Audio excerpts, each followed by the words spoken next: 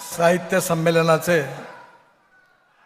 अध्यक्ष ख्यातनाम साहित्यिक श्री भारत सासनेजी, संमेलनाचे स्वागताध्यक्ष राज्यमंत्री आदरणीय संजय बनसोडेजी,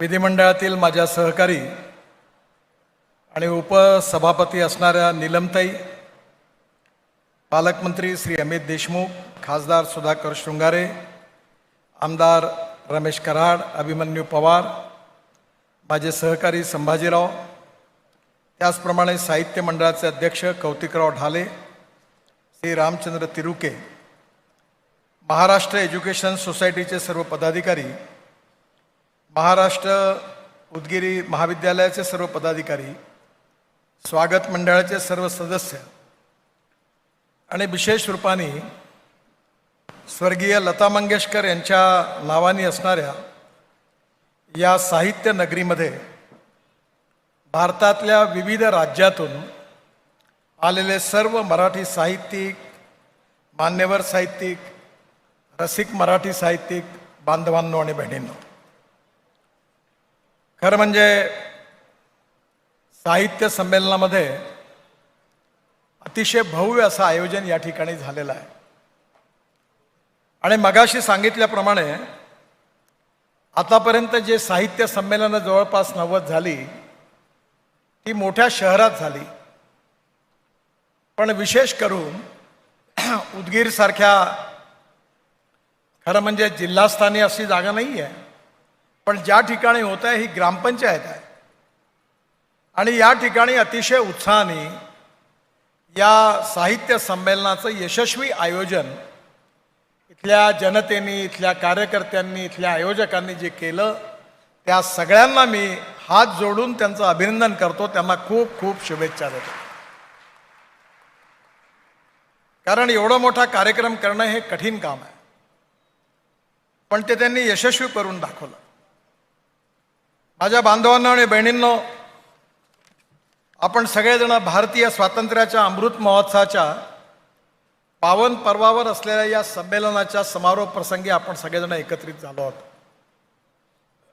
साहित्यिक आणि साहित्य खऱ्या अर्थाने आपल्या सगळ्यांचं जीवन घडवणारं आहे. मी आत्ता येत होतो त्यावेळी आठवण करत होतो की माझ्या लहानपणी शाळेत शिकत असताना वक्तृत्व स्पर्धेत मला काही बक्षिसं मिळाली होती. त्यामधलं एक पुस्तक होतं स्वातंत्र्यवीर सावरकरांचं माझी जन्मठेप.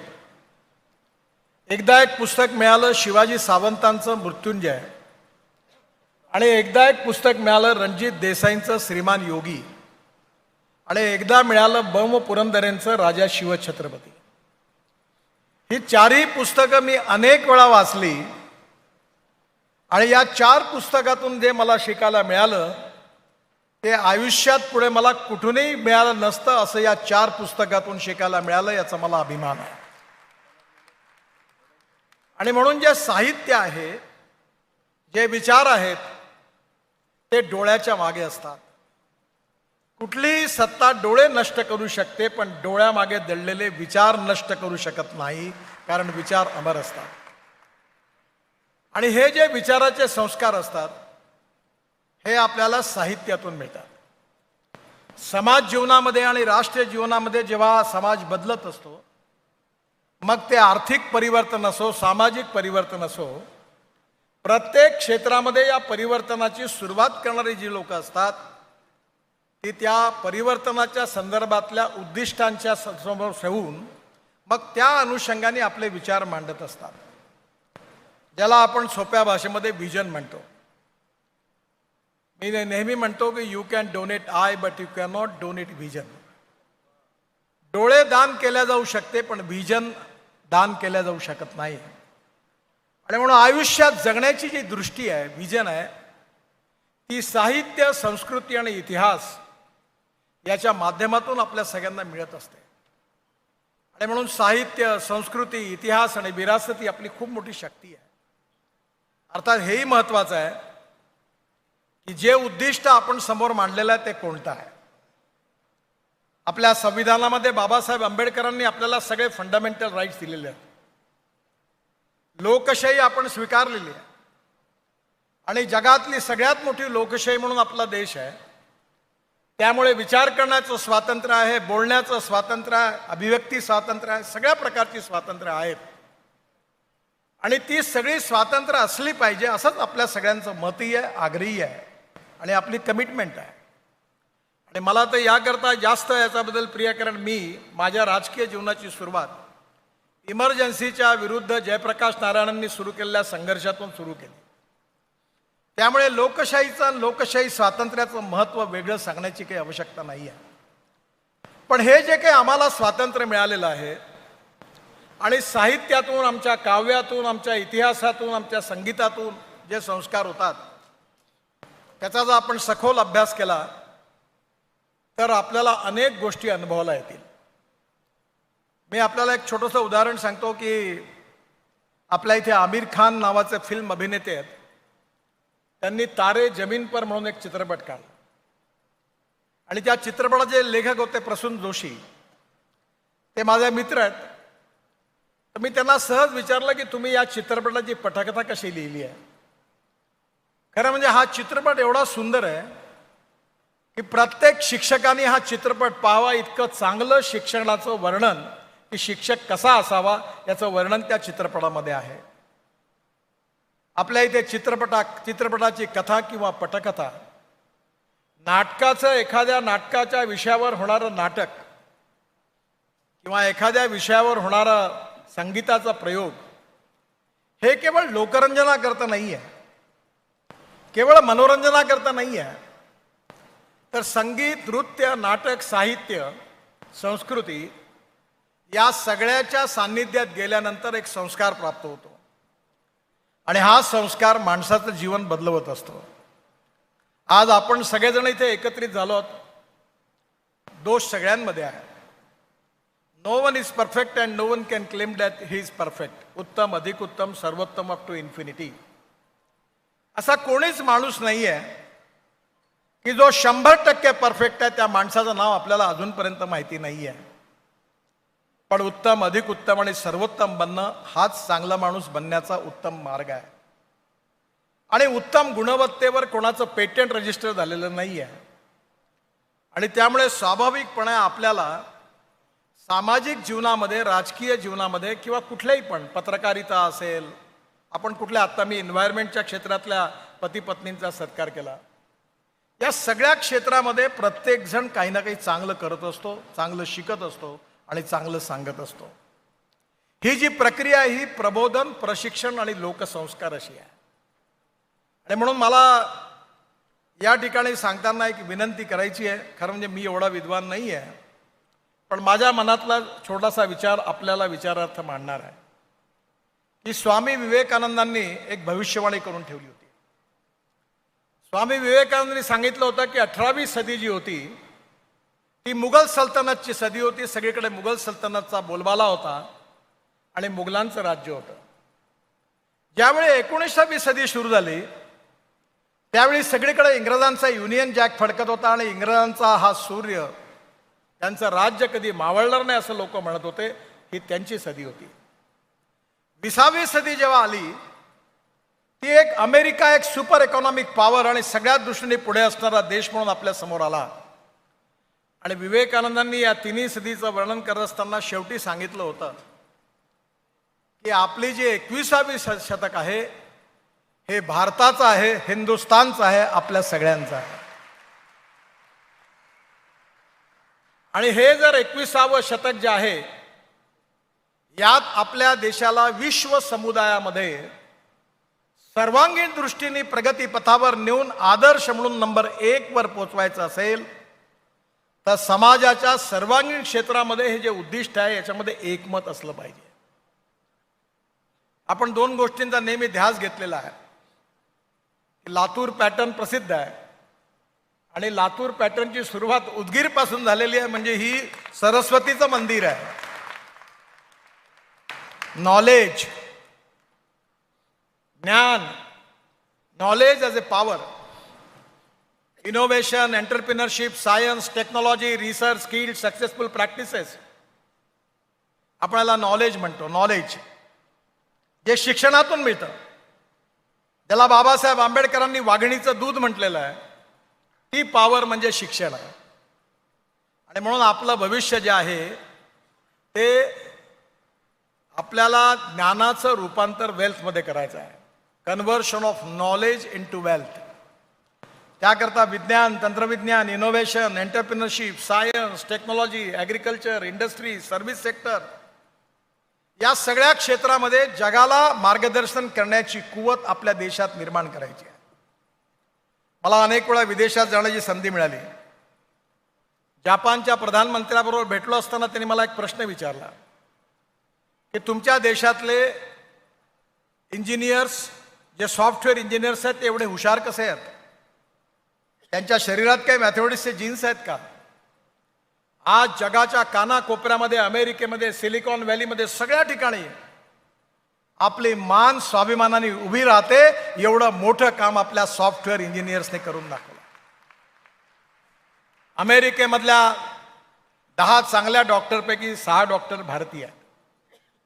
लंडनमध्ये आणि UK मध्ये ही पद्धत आहे की कोणी आजारी पडला तर भारतीय डॉक्टरकडे जातात. हे गुडविल आहे.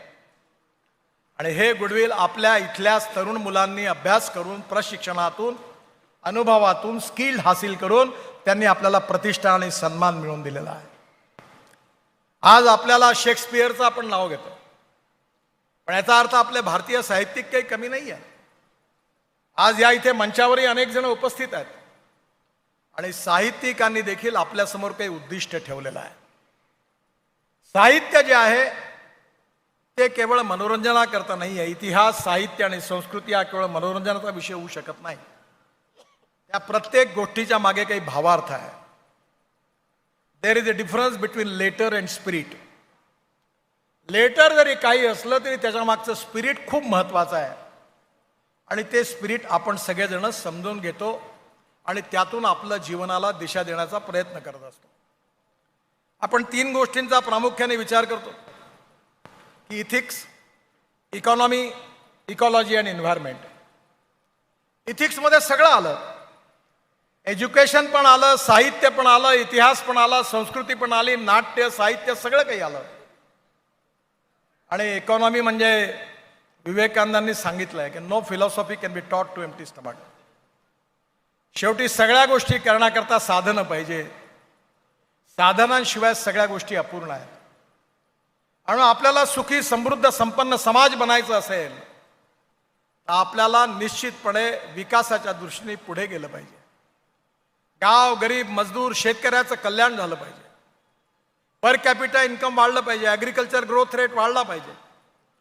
जलसंवर्धन वाढवलं पाहिजे. साहित्यिकांनी जलसंवर्धनावर एवढी पुस्तकं लिहिली आहे की त्यातल्या अनेक याच्यात मला एकाने वाचायला मिळालं की धावणाऱ्या पाण्याला चालायला लावा, चालणाऱ्या पाण्याला थांबायला लावा, थांबलेल्या पाण्याला जमिनीला प्यायला लावा, गावातलं पाणी गावात, शहरातलं पाणी शहरात, घरातलं पाणी घरात. छोटासा विचार आहे. मी आता संभाजीरावांना विचारत होतो की लातूर जिल्ह्यामध्ये इरिगेशन किती आहे? म्हणजे 18%.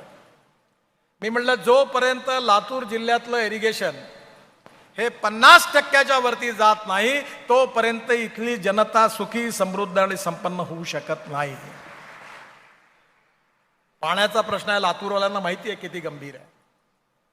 आणि त्यामुळे या प्रत्येक विषयावर प्रबोधन करणारं साहित्य, एन्व्हायरमेंटवर अनेक आहेत. आज आपल्या देशामध्ये पेट्रोल डिझेलमुळे किती मोठं नुकसान सुरू आहे. मी ट्रान्सपोर्ट मंत्री आहे. माझं स्वप्न आहे की या देशातला शेतकरी केवळ अन्नदाता राहता कामा नये, या देशातला शेतकरी ऊर्जादाता झाला पाहिजे. खूप प्रयोग सुरू आहेत. माझ्याकडे पाण्यावर चालणारी, हायड्रोजनवर चालणारी कार आहे दिल्लीमध्ये. एवढी सुंदर कार आहे की मर्सिडीज पेक्षाही पण कम्फर्ट आहे. आज जग पुढे चाललेलं आहे आणि आपल्यालाही पुढे जायचं आहे. समाजाच्या सर्वांगीण क्षेत्रामध्ये हा समाज कसा घडवायचा आहे, हा देश कसा घडवायचा आहे, याची व्हिजन देण्याची जबाबदारी समाजातल्या ज्या धुरणांवर आहे, ज्या विचारवंतांवर आहे, ज्या सारस्वतांवर आहे, ते सगळे सारस्वत आपण जमल्यात. त्यामुळे आपल्या लिखाणामागचं उद्दिष्ट काय आहे आणि उद्दिष्टामागचा भावार्थ काय हा खूप महत्त्वाचा आहे. चांगल्याही गोष्टी आहे, वाईटही गोष्टी आहे. आज आपण सगळेजण एकमेकाला दोष देतो. सगळ्याच क्षेत्रामध्ये ऱ्हास झालेला आहे. प्रत्येक क्षेत्रामध्ये, राजकारणामध्ये झालेला आहे, समाजकारणात झालेला आहे, पत्रकारितेत झालेला, आणि इथले जे विषय होते चर्चेचे सगळे, ही गोष्ट खरी आहे की कुठेतरी आपण कमी पडतो आहे. पण कमी पडण्यावर केवळ चर्चा करून होणार नाही, तर ज्या कमी आहेत त्या शोधून काढून त्याच्यावर मात करून पुढे जाण्याची गरज आहे. आणि याकरता आज आपल्याला आपलं साहित्य, संस्कृती, इतिहास मोलाची आहे. आज मला एक चांगली गोष्ट आठवते की मी इंग्लंडच्या पार्लमेंटमध्ये गेलो होतो.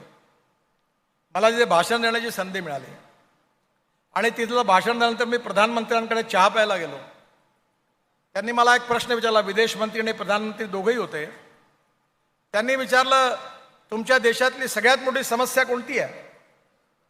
मी चुपचाप व्हायच्या आधीच फॉरेन मिनिस्टर म्हणाले, तुमची पॉप्युलेशन खूप जास्त आहे, गरिबी, भूकमरी, बेरोजगारी, महागाई, त्यामुळे आम्हाला खरोखर समस्या आहे असं मी सांगितलं. मी त्यांना उलटा प्रश्न केला की तुमच्या देशामधली सगळ्यात मोठी गंभीर समस्या कोणती आहे? त्यांनी मला उत्तर दिलं की आमच्या देशामध्ये तरुण मुलं आणि मुली लग्न न करताच लिव्हिंग रिलेशनशिपमध्ये राहतात, त्यामुळे आमची समाज व्यवस्था उद्ध्वस्त झाली आहे, ही आमची सगळ्यात मोठी समस्या आहे. मग त्यांनी मला असा प्रश्न विचारला की ही समस्या तुमच्या देशामध्ये नाही आहे का? जेव्हा पॉप्युलेशन जास्त आहे, गरिबी आहे, भूकमरी आहे, बेरोजगारी आहे, मग तुमच्याकडे ही समस्या नाही आहे का? मी म्हटलं नाहीच्या बरोबर. त्यांनी विचारलं हे कसं शक्य आहे? तेव्हा मी त्यांना सांगितलं की भारतीय जीवन पद्धती जी आहे, परिवार पद्धती आहे, ती मूल्याधिष्ठित आहे. आपल्या रामायण महाभारतापासून भगवान गौतम बुद्धापासून आपल्याला छत्रपती शिवाजी महाराजांपर्यंत प्रत्येक वेळा एक संस्कार मिळाला, आणि या प्रत्येक संस्कारातून आपलं मन आणि व्यक्तित्व घडत गेलं. त्या मूल्याधिष्ठित जीवन पद्धती आणि परिवार पद्धतीमुळे आज देखील भारतीय समाज जीवन समृद्ध आहे आणि संपन्न आहे, आणि म्हणून ही समस्या आपल्याकडे नाहीच्या बरोबर आहे. पण हे सगळे संस्कार मिळाले कुठून? हे सगळे संस्कार, समाज प्रबोधनाचे संस्कार, कधी चित्रपटातून मिळाले, कधी इतिहासातून मिळाले, कधी संस्कृतून मिळाले, कधी साहित्यिकांच्या पुस्तकातून मिळाले, किंवा कधी कधी लहानपणी मराठीतल्या पुस्तकात दिलेल्या लेखकांच्या लहान लहान लेखातून मिळाले. मी नेहमी एक गोष्ट मला आठवते की मी दिल्लीला जाण्याकरता रिलक्टंट होतो, पण मला अचानक जावं लागलं. आणि गेलो तर पक्षाचा अध्यक्ष म्हणून गेलो होतो. त्यावेळी मला खूप लोक भेटायचे. मला मराठी माणूस, मराठी संस्कृती, मराठी नाटक, मराठी संगीत भयंकर आवडतं. आणि माझी अशी श्रद्धा आहे की मराठी नाटक, मराठी साहित्य, मराठी संगीत हे खूपच वेगळं आहे. याची तुलना फक्त देशातून बंगालशी होऊ शकते. आणि याचं तुम्हाला महत्त्व महाराष्ट्रात राहून नाही कळत. जेव्हा तुम्ही महाराष्ट्राच्या बाहेर जाता तेव्हा मराठी साहित्य, मराठी भाषा, मराठी संगीत, मराठी नाटक, मराठी भावगीत आणि अगदी सुरेश भटांची गझल, इथपर्यंत मराठी किती मोठं आहे हे आपल्याला लक्षात येतं. मी गमतीने एकाला सांगितलं की ज्या लोकांना मी खूप मोठं समजत होतो, त्यांच्या जवळ गेल्यानंतर अनुभवातून हे लक्षात आलं की मी यांना जेवढं मोठं समजतो तेवढे मोठे नाहीत, हे थोडे लहानच आहेत. आणि ज्यांना दुरून मी खूप लहान समजत होतो, त्यांच्या जवळ गेल्यानंतर अनुभवातून हे लक्षात आलं की ते खूप मोठे आहेत. त्यामुळे माझी आपल्याला एकच विनंती आहे की समाजात चांगलंही आहे, वाईटही आहे, खरं आहे, खोटं आहे, सत्य आहे, असत्य आहे, नैसर्गिक चांगुलपणाही आहे, ढोंगीपणाही आहे. सर्व प्रकारचे राग, स्वर आणि स्वाद समाजात उपलब्ध आहे. आता ते बगड्याचं उदाहरण चांगलं आहे की दूध आणि पाणी मिसळून दिल्यानंतर त्यांनी फक्त ते दूध पितात आणि पाणी सोडून देतात. पण आता असा पक्षी होता कामा नये की जो केवळ पाणीच पिईल. आपल्याला समाजात जे चांगलं दिसेल, जे समाजाकरता उपयोगी आहे, जे समाजाकरता अनुकूल आहे, जे समाजामध्ये गुणात्मक परिवर्तन करणार आहे, जे समाजाला विकासाच्या, सर्वांगीण विकासाची नवीन दिशा देणार आहे, ते साहित्य समाजाची आवश्यकता आहे. आपल्याला अधिकार आहे, कोणत्याही विषयावर लिहिण्याचा अधिकार आहे आणि तो अधिकार अबाधित आहे. पण कोणता विषय समाजाच्या उपयोगाचा आहे आणि कोणता नाही आहे हे ठरवण्याचाही अधिकार आपल्याला आहे. शेवटी आपण नेहमी म्हणतो की आपण एखाद्या माणसाकडे जातो, छोट्या माणसाकडनं चांगल्या गोष्टी शिकतो आणि त्या आपल्या व्यक्तिमत्वात आपण आणण्याचा प्रयत्न करतो. आणि त्यामुळे आज वाद आहे, विवाद आहे आणि राजकारणामध्ये तर आहेच. आणि आज मला अनेक वेळा, मी नेहमी एक पथ्य पाळतो, मी नेहमी म्हणतो की शिक्षणाच्या व्यासपीठावरून आणि साहित्याच्या व्यासपीठावरून राजकारण बोलता कामा नये. कारण हे अबाव पॉलिटिक्स आहे आणि त्यामुळे याच्यात राजकीय विचाराचा रंग देऊन याच्यात मिश्रण करण्याची गरज नाही आहे. आणि आत्ताच अमित देशमुख म्हणाले की सगळेच तुम्ही साहित्यिक झाले. तुम्ही म्हटलं हे सगळेच आमदार खासदार सगळे साहित्यिक झाले, तर मग साहित्यिकांनी, ओरिजिनल साहित्यिकांनी काय करायचं? पण राजकारणामध्ये साहित्यिकालाही महत्व आहे. मी ज्यावेळी विद्यार्थी होतो तेव्हा आपल्याला आणीबाणीच्या विरोधामध्ये पु ल देशपांडे, दुर्गा भागवत यांनी त्यावेळी भारतातली लोकशाही वाचवण्याकरता आपल्या आयुष्याचा प्रवास सगळा सुरू केला आणि त्यांनी त्यावेळी लोकांचं प्रबोधन केलं लोकशाही वाचवण्याकरता. इलेक्शन संपलं, त्यांनी राजकारण सोडून दिलं. आणि म्हणून राजकारण म्हणजे केवळ पॉवर पॉलिटिक्स नाही आहे. राजकारणाचा अर्थ आहे राष्ट्रकारण, समाजकारण आणि विकासकारण, अर्थकारण. राजनीतीचा अर्थ आहे बृहत्त राजनीती, लोकनीती आणि धर्मनीती. इथे धर्माचा अर्थ वेगळा आहे. आणि त्यामुळे राष्ट्र बनवायचं असेल, राष्ट्र घडवायचं असेल तर केवळ सत्ताकारणातून ते यशस्वी नाही आहे. आणि म्हणून एखादा राजकारणी जरी साहित्यिक असला तर असू शकतो, आहेत अनेक लोक. महाराष्ट्राचे माजी मुख्यमंत्री सुधाकरराव नाईक हे मराठीचे चांगले साहित्यिक होते आणि मला आठवतं की त्यांना ते होते म्हणूनच संस्कृतचे अभ्यासक होते. आणि त्यांच्या आग्रहामुळेच त्यावेळी डॉक्टर श्रीकांत जिचकार आणि सुधाकरराव नाईक या दोघांमुळे संस्कृत विश्वविद्यालयाची स्थापना झाली. म्हणजे राजकारणामध्ये देखील साहित्य समजणारा असेल, संस्कृती समजणारा असेल तर पॉलिसी तशी इम्प्लिमेंट होणार आहे. आणि म्हणून आज राजकारणामध्ये येण्याकरता कोणालाही पण जनतेत कोणालाही उभं राहता येतं. ज्याचं मतदार यादीत नाव आहे तो उभं राहू शकतो. जिसको दम है दम अजमा लो. पण प्रॉब्लेम असा आहे की प्रत्येक क्षेत्रातली काही विशेषता आहे, काही चांगल्या गोष्टी आहे, काही वाईट गोष्टी आहे. आज आपण शिक्षण संस्थेमध्ये जातो.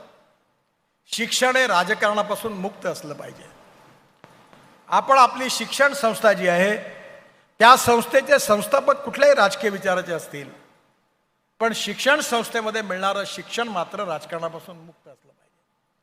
आज आपल्या समाजामध्ये अनेक दोष आहेत. जातीयता आहे, अस्पृश्यता आहे, कधी कधी धर्मांधता आहे. आणि हे सगळं जर तुम्हाला नष्ट करायचं असेल तर लोकांचं मन बदलावं लागणार आहे. आणि ते जर बदलवायचं असेल तर साहित्यिक, पत्रकार, इतिहास संशोधक ह्या सगळ्या लोकांची महत्त्वाची भूमिका आहे.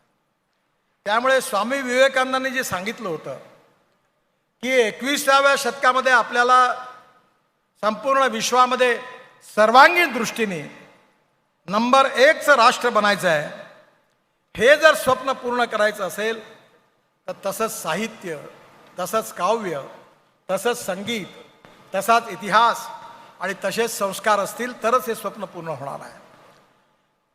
या देशामध्ये सामाजिक आर्थिक परिवर्तन झालं पाहिजे. माणूस हा जातीने श्रेष्ठ नाही आहे, गुणांनी श्रेष्ठ आहे.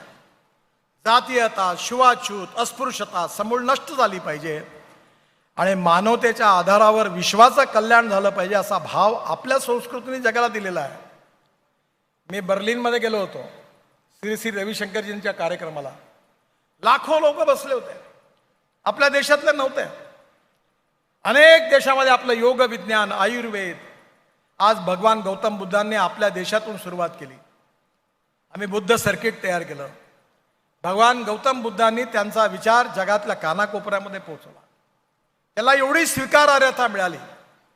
त्यामुळे येणाऱ्या काळामध्ये निश्चितच आपल्याला विश्वामध्ये प्रथम क्रमांकाचं राष्ट्र व्हायचं असेल तर आपलं साहित्य, आपली संस्कृती, आपला इतिहास, आपली विरासत याच्यापासून अध्ययन करून भविष्याची नीती आखावी लागणार आहे. मला पूर्ण हे मान्य आहे की कोणी कुठल्या विषयावर लिहावं आणि काय लिहावं हा त्यांचा अधिकार आहे. पण समाजानुकूल, युगानुकूल आणि राष्ट्रानुकूल साहित्य हे समाजाला, देशाला एका प्रगतीच्या आणि विकासाच्या दिशेने नेणार आहे. या साहित्य संमेलनामध्ये खूप चांगल्या चांगल्या विषयावर चर्चा झाली, चिंतन झालं, मनन झालं. मतभेद असतात. मतभेद हे जिवंतपणाचं प्रतीक आहे. मतभेद असायला काही हरकत नाही, पण मनभेद असायला नको. मतभिन्नता असली तरी काही हरकत नाही, कारण आपल्यामध्ये अनेक प्रकारचे विचार आहे, अनेक प्रकारची लोक आहेत. आणि आपल्या साहित्याने, आपल्या संस्कृतीने शिकवलं की आपल्या विरोधी जरी विचार असेल तरी त्या विचाराचा सन्मान केला पाहिजे, हेच आपल्याला शिकवलं गेलं आहे. त्यामुळे मतभेद आणि मतभिन्नता याचा संबंध मनभेदाकडे होऊ नये. आणि शेवटी सगळ्या गोष्टी बदलत असतात. बघा, 47 साली आपल्या देशामध्ये समाजवाद, साम्यवाद आणि पुंजीवाद हेच प्रमुख होते. आणि आता सगळे रेफरन्स बदलले. त्यावेळी साम्यवाद, समाजवाद, पुंजीवाद, साम्यवाद रशियामध्ये बदलला, चीनमध्ये बदलला. आता समाजवाद होता, तोही चळवळ संपुष्टात आली, पण लोकांना उत्तर नाही मिळालं. अजूनही लोक शोधात आहे की आमच्या विकासाचा शाश्वत मार्ग कोणता आहे, आमची गरिबी, भूकमरी, बेरोजगारी कशी दूर होईल, आमच्या इथे चांगल्या प्रकारचं शिक्षण कसं प्राप्त होईल, आमच्याकडे चांगल्या प्रकारच्या हेल्थ सर्व्हिसेस कशा प्राप्त होतील, गरीबातल्या गरीब माणसाला रोटी, कपडा, मकान कसं मिळेल. अनेक गोष्टीवर मंथन सुरू आहे, चर्चा सुरू आहे, टेक्नॉलॉजी आली आहे, रिसर्च सुरू आहे. पण अंतिमतः अजूनही कुठला तरी सक्सेसफुल फॉर्म्युला मिळालेला नाही आहे. जेव्हा चिंतन होतं, मनन होतं, त्यातून काही ना काही मिळतं. एका फिलॉसॉफरनी सांगितलं आहे की पर्स आणि पर्सन याच्यामध्ये पर्सन म्हणजे व्यक्ती श्रेष्ठ आहे. पर्सन आणि पार्टी म्हणजे व्यक्ती आणि पार्टी म्हणजे पक्ष, याच्यात पक्ष श्रेष्ठ आहे, संघटना श्रेष्ठ आहे. आणि पार्टी आणि फिलॉसॉफी याच्यामध्ये फिलॉसॉफी म्हणजे विचार महत्त्वाचे आहेत. आणि हे साहित्य संमेलन आपल्या सगळ्यांना भविष्याचा वेध घेणारा विचार देणारं साहित्य संमेलन आहे. प्रत्येक साहित्यिकाने केलेल्या ठरावातून, मांडलेल्या भाषणातून एक विचार मांडलेला आहे. आणि तो विचार समाजानुकूल आहे, राष्ट्रानुकूल आहे, युगानुकूल आहे. आणि आपल्या सगळ्यांना एक गुणात्मक परिवर्तन करून प्रगती आणि विकासाकडे नेणार आहे. त्यामुळे केवळ मनोरंजनाचा भाग याच्या मागे नाही आहे, तर या हजारो लोकांना, ग्रामीण भागातल्या जनतेला ही विचाराची मेजवानी या साहित्य संमेलनाच्या निमित्ताने मिळाली. आणि जे जे आपण सगळ्यांनी ऐकलं असेल त्या सगळ्यातून, त्या विचारातून आपल्यालाही पण एक नक्कीच चांगला नवीन जीवन दृष्टिकोन प्राप्त होईल. आणि भविष्याचा वेध घेण्याकरता तो नक्कीच उपयोगाचा ठरेल असा मला विश्वास आहे. खरं म्हणजे मला हेलिकॉप्टर संध्याकाळी 6 नंतर उडू शकत नाही, ही अडचण आहे. आणि मला सोलापूरला जायचं असल्यामुळे घाई आहे, त्यामुळे बऱ्याच लोकांना बोलता आलं नाही. परंतु मला खूप आनंद आहे की मी साहित्य संमेलनाचं एवढं विराट स्वरूप मी बघितलं. नाही तर कधी कधी साहित्य संमेलन क्लासेसचं होतं, मासेसचं होत नाही. मी अध्यक्षांनाही पण धन्यवाद देईल. त्यांना प्रशासकीय अनुभव होता, ते बीडचे जिल्हाधिकारी होते आणि ते साहित्यातही आहेत. त्यामुळे त्यांना राजकारणही माहिती आहे, प्रशासनही माहिती आहे आणि तर साहित्यही माहिती आहे.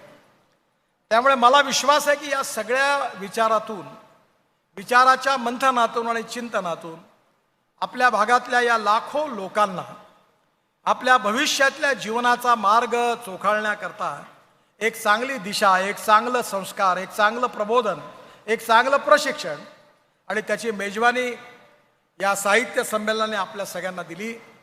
आपण ते यशस्वी केलं, याबद्दल पुन्हा एकदा आपल्या सगळ्यांना मनापासून खूप खूप शुभेच्छा देतो.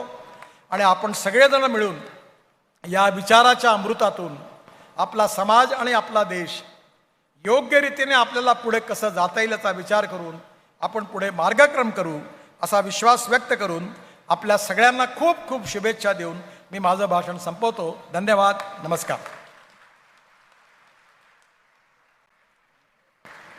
उपप्राचार्य डॉक्टर R.K. मस्के आभार प्रदर्शन करतील.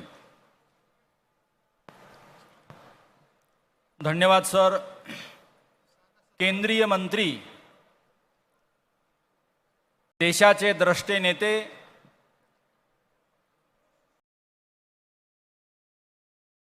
आणि आज ज्यांनी अतिशय औचित्यपूर्ण विचारगर्भ अशा प्रकारचं मार्गदर्शन आपल्याला केलं त्याबद्दल तुम्हा सर्वांच्या वतीने मी गडकरी साहेबांचे मनपूर्वक आभार मानतो. गडकरी साहेबांच्या सुशील सौभाग्यवती आदरणीय